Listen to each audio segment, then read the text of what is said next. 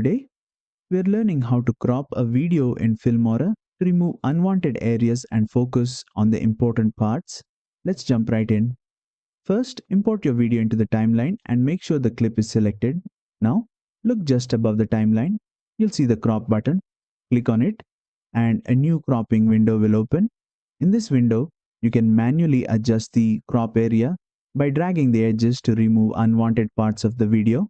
If you want precise cropping, you can also choose from preset aspect ratios like 16:9 widescreen, 4:3, 1:1 square, or custom to fit your needs. Once you've adjusted the crop, click OK and your video will be cropped instantly. Now, play the preview to check how it looks. If needed, you can go back and make further adjustments, and that's it. You've successfully cropped a video in Filmora.